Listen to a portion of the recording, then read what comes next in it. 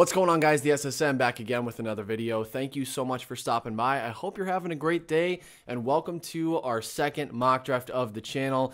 Just Miami Dolphins for this one, but you guys absolutely crushed the like button on the last video, which means that you're going to be getting a full 32-team mock draft, first round only, for the entire NFL, which is awesome. It's your traditional style of mock draft, and I'm super excited to do that for you guys. Something that I've been interested in doing. I just wasn't sure exactly how many of you guys would be interested too. So thank you for the support. If you could do the very same for this video, it means a ton to me. So subscribe and like this video, and let's go ahead and get straight into the content. All right, so let's see what's sitting here at number 6. So last video we did, this was a straight up no trades, no nothing. We're gonna do the exact same thing. I just kind of want to work with what we've got on the board with no trades. 3 quarterbacks going in the top 4. I think it's super realistic. I think even 4 of them, all 4 of the top 4 guys, Justin Fields certainly could go to the Falcons, where I think he would probably be best for them. I think he's probably their best pick. Matt Ryan is older at this point. Even though they restructured his deal, they're going to need a more long-term option, someone who's younger, who's going to be able to come in and play quarterback for the foreseeable future. Chase at number 5 to Cincinnati, super realistic. Joe Burrow's been pushing hard for Chase. Makes a lot of sense. He's his number 1 guy in college. So at this point, I'm looking at nobody else other than Jalen Waddle. Jalen Waddle would make a massive difference on the Dolphins. I really think that this would be the guy to go with. Waddle can stretch the field. He can play in the slot. He runs good routes. I mean, he does pretty much anything and everything that you would want an offensive weapon to do. And he just would be a great safety blanket for Tua. So I think Waddle at 6, you cannot go wrong with a guy like Jalen Waddle. And that's just under the assumption that he can stay healthy. Now, that is probably his biggest question mark, is whether he will be healthy or not. But if he can be healthy, Waddle is an incredible option for Miami. All right, number 18, I would certainly be looking maybe at Micah Parsons if he were there at 18. Although I think he goes higher. I think, Denver would be a really good fit for him. I mean, even like a Las Vegas Raiders would be a good fit. I could definitely see Minnesota going with him. I mean, he could go all over the place, very versatile, so I would certainly be very interested in Parsons if he was there at 18, although I don't think that that's a viable option. I think he goes much higher than that. So at this point, if Parsons, Owusu-Koramoah, Ojulari is off the board, you've got some edges going. I don't think that at 18, any of the edges left on the board would really be worth that 18th overall pick, unless if it were Jalen Phillips, who still might fall because of the injury concerns with the concussions and everything. So at this point, I would probably be looking for a trade down. It's kind of no man's land. It's a really strange spot to be in. Not a ton of guys that I would have so much conviction over that I would want to take them. And then the guys who I would definitely want to take at 18 are off the board. So in this scenario, I would definitely trade down, but we're doing a mock draft with no trades. So at this point, I'm locking in Najee Harris. I think that he is the guy to go with at 18. I wouldn't take another offensive tackle. Certainly wouldn't go defensive tackle. Cornerback, no. Offensive guard, no. I think that's too high for someone like Rashad Bateman. I think he is a little bit later in the first round. I definitely think he's a first round talent, but we already got our wide receiver of the future with Jalen Waddle, so I don't want to stack that up too much and clog things up in the receiver room. So I think that we're just going to keep it consistently Alabama in the first round. Go Najee Harris. He's an excellent option. Really, really, really good running back.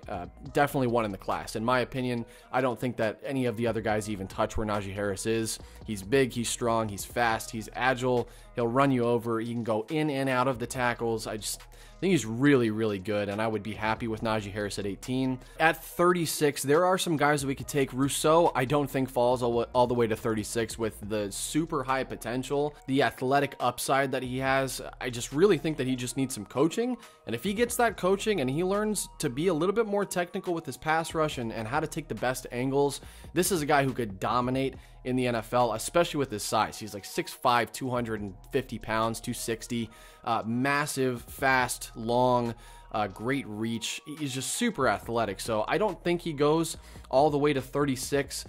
So at that point, I'm kind of crossing him off my list because I don't want to be too unrealistic here. And at the same point, I think Jalen Phillips is a better edge. Even though he's rated lower in this mock draft on this website, I think he's a better edge rusher. He is much more polished, better with his hands, better with his angles, better with his pad level. He does everything better than Rousseau. It's just a matter of, can he stay healthy because of the concussions and the nagging tiny injuries that he has sustained. But when he's healthy, the guy is absolutely dominant, and there's no question about how dominant he can possibly be. So that would be a slam dunk pick, I think, at 36. It really doesn't get much better than that. All right, so sitting at spot number 50, a lot of guys went off the board that I would really have liked to potentially have at 50. I love Creed Humphrey. He is easily my #1 center in the draft. But obviously going at 34, I think is pretty realistic. I don't think that he's going to be there even at 36, but especially all the way down at 50. So at 50, we could certainly take a bunch of different options here. We could go with a guy like Jabril Cox, who's really good in coverage, fast. He also made a really good transition from a small school to a major school, playing against major competition in the SEC, and succeeded, which in my opinion I think is a really good sign for Jabril Cox. It means, at least to me, maybe his transition to the NFL will be a little bit more smooth than some other linebackers. But also in this position, I have to consider our offensive needs. So #1 need, I think, on the entire offense at this point, with wide receiver being addressed, is center. Now, this is where it gets tricky because a lot of people are super high on Landon Dickerson. I can understand why. He's a big mauler. He's really good working with his line mates. Just a super team-oriented guy, really the captain of the team. A lot of the players in Alabama absolutely loved him, if not all of them. And Saban has nothing but great things to say about Dickerson. But here's where the caveat is. If you were to draft Dickerson, he has a super long history with injury, and it's extensive. He is constantly hurt, constantly injured, and it's all in the legs for the most part, which is really concerning to me. And that's why at this point, unless if he were there at 81 or a little bit later, I wouldn't consider Dickerson at 50. I just think that the risk of injury is too high. And then to me, that leaves two guys in the mix for who I would take at 50, even though this may be a little bit of a reach for both of these guys. Both of them are on the rise, and they are certainly, at least to me, you could justify taking either one of these two guys at 50. Myers from Ohio State, Josh Myers, really good, longtime starter in Ohio State, very good center, but really stiff. He is not very good in space at all. He is not a pulling type lineman, just really very stiff, and I'm not the biggest fan of that. So to me, Quinn Meinerz, I think, would be the better option. Now, he's not exceptional pulling. He's not exceptional in space either, but he's a little bit more geared toward that direction than Josh Myers.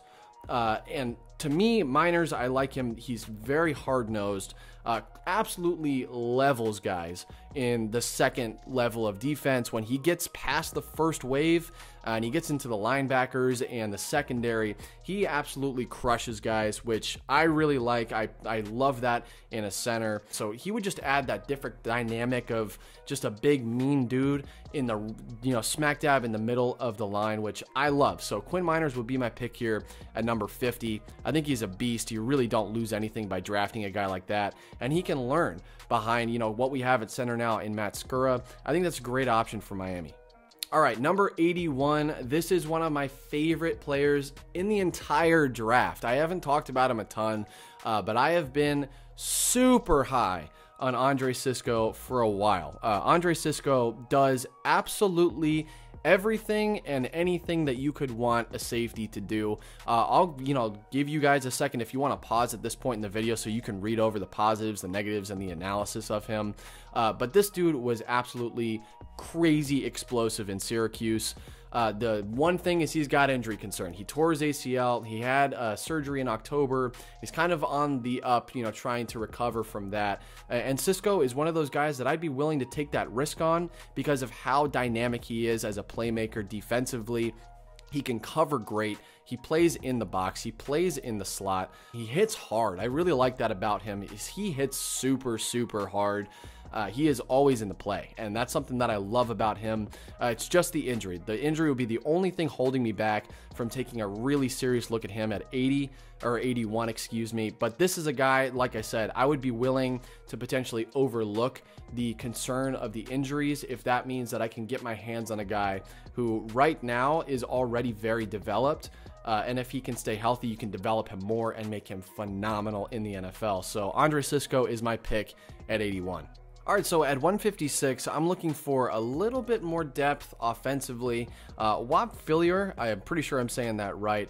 He's like slot depth for Miami. Now, I know that I drafted Jalen Waddle, but we also have plenty of guys that are slot type receivers who probably won't be in Miami for much longer. Guys like Albert Wilson, Jakeem Grant probably won't be around for much longer. So I would be looking for a little bit extra depth later in the draft. Now, I love Shi Smith from South Carolina. He is really, really good, always making plays. He would be my #1 pick at 156. I think he would be a really, really solid addition to Miami, and he also has plenty of experience in special teams, which would help us kind of move away from Jakeem Grant in the future. But to me, in 156, with him off the board, Whop Philyor is a good option. He's a similar type player. He does have some, struggle with keeping his eye on the ball, and he's got some concentration issues, so he does drop the ball a little bit, but that's nothing that can't be coached up and fixed relatively. Now, it's not always going to be perfect. There are some guys who just kind of struggle with that consistently, but I think if we're able to coach that out of him a little bit and teach him to be a little bit more concentrated on the ball instead of trying to immediately look past and make a play before the ball's in his hand, I think he can make an impact on Miami as a depth slot type of guy, and he also has experience in special teams, so it's just another type of depth guy who I think could potentially make an impact offensively for Miami. All right, 231. I took this guy last time. I'm pretty sure in the exact same spot, and I'm taking him again. Daryl Slayton, really good out of Florida. Super, super big guy. He is like 6'6", and I'm pretty sure he's pushing 400 pounds this last year for Florida. Now, that needs to come down, and he's been cutting back on weight. That's his biggest concern, is just whether he can get that weight off so he can, keep up on the field and not lack stamina and that kind of thing. And it can also lead to, health problems, with his actual body keeping up with himself. So he needs to lose weight, but he moves guys around, and he's a big impact as a nose tackle. I don't think that's the biggest need for Miami, but it's also a 7th round pick. And like I said in the last video, my first mock draft, really in a 3-4 scheme, you can't have too many big boys who are in the middle of that defensive line. It's something that you could always use depth. You could always use some more guys. So I would go to Daryl Slayton at 231. That's pretty much as good as it's going to get in the 7th round for Miami. All right, final pick of the draft at 258 for the Dolphins. Marco Wilson from Florida is the guy that I would go with here. Now, there are concerns with Marco Wilson, certainly. Definitely the attitude problems. He pretty much, actually literally threw the Gators out of the college football playoffs potential with throwing that dude's shoe across the field against LSU, who they were playing really good against. But Marco Wilson had a really, really good season in 2017.